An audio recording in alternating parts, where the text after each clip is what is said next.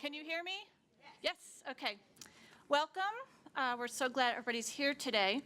But before I start, I want to give you two comments that I received as people were walking in today. It has to do with two personality traits that I think are very important and very apropos.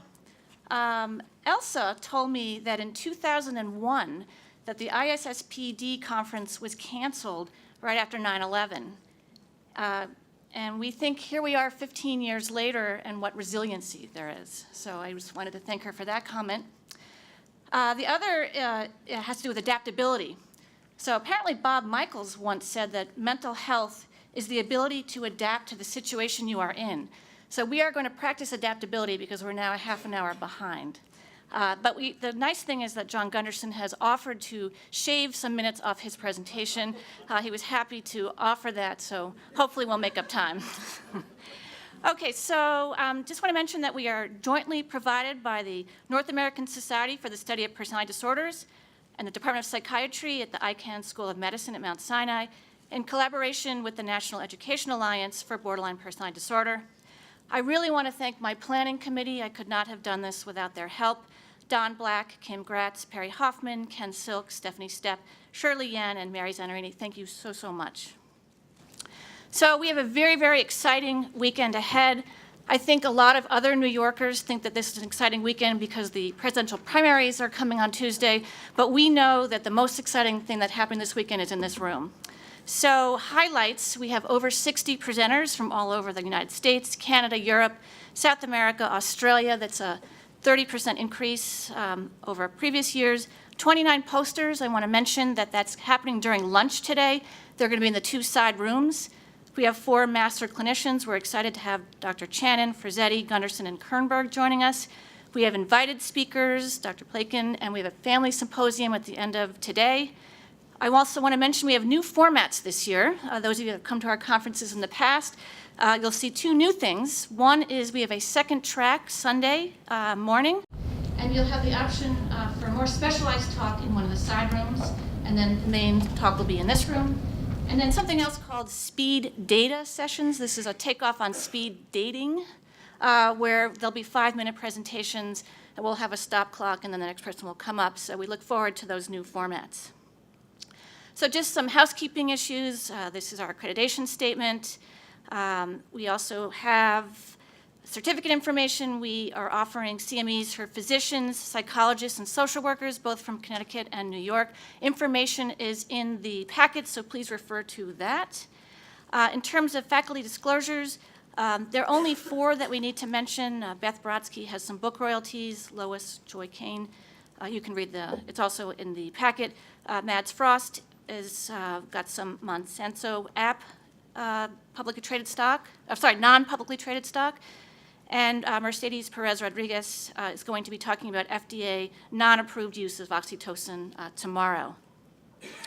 We very much want to thank our exhibitors. Please speak to them in the front hall, and these include Austin Riggs, Clearview Treatment Center, Programs McLean, Menninger, Monsanto, and Silver Hill. Thank you so much for your support of this conference. And I am now going to turn this over to Perry. Good morning and welcome, and I'm going to do the same thing John did. I'm going to shave my talk down to 1 minute. So see if you can beat that, John. I want to welcome you all, and I'm president of the National Education Alliance for Borderline Personality Disorder. And the first thing I really want to say about this conference is that if Mary Ann Goodman ever wants to give up being a psychiatrist, she could be an event planner. She did an amazing job. I can't tell you how many hours she put in to things that you won't even ever know happened. For example, the social work accreditation in New York took her hundreds of hours, thousands of pages of papers. So thank you, Mary Ann, for making all this happen. I think this setting is befitting to what you'll hear this weekend, and we're very excited to be able to have so many people here who will be sharing some new research, presenting some updates on other research, and all of this is being videotaped and will be posted on the NEABPD website.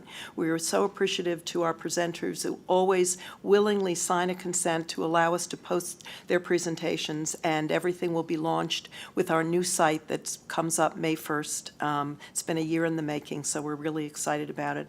And this will be added to our media library, which now is the largest media library in the world. So thank you and welcome, and who is our first presenter? Oh,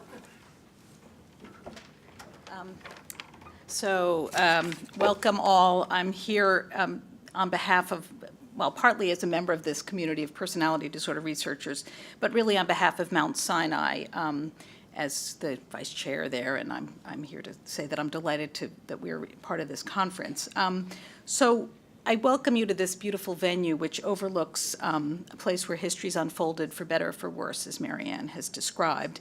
And I think it's nice to honor that resilience. I also would like to applaud our society's president, Marianne Goodman, for putting together this amazing program. Having said that, I must say that this meeting of NEABPD that is sponsored by Mount Sinai, it seems essential that we honor Larry Seaver today. Larry's not well and therefore not here, but his mentorship and inspiration spawned a tremendous amount of research in personality disorders. His seminal work was central in putting the idea of research into the etiology of personality disorders on the map, and his ideas particularly kindled interest in the neurobiology of personality disorders. And in fact, I think it's partly on Larry that people began to think that there was a neurobiology of personality disorders. Larry mentored many people in this room, both directly as a first-generation mentee, and also indirectly, second-generation mentees. He once told me that the reason he focused his career on personality disorder research was that it drew such an interesting and wonderful array of interested trainees. And so I must say that his mentorship was of the type that encouraged and demanded a great deal of autonomy on the part of his trainees. So while this may have been difficult at the time, I think that he required us to be able to solve problems on our own, challenged us to solve those problems. But that style of mentorship left us with a legacy of being able to continue the work that he sort of engendered in a very positive way. So I'm delighted to see the fruition of that independence of his trainees here and kind of have a little mini reunion. And so I welcome all of you and look forward to this wonderful weekend. Thank you.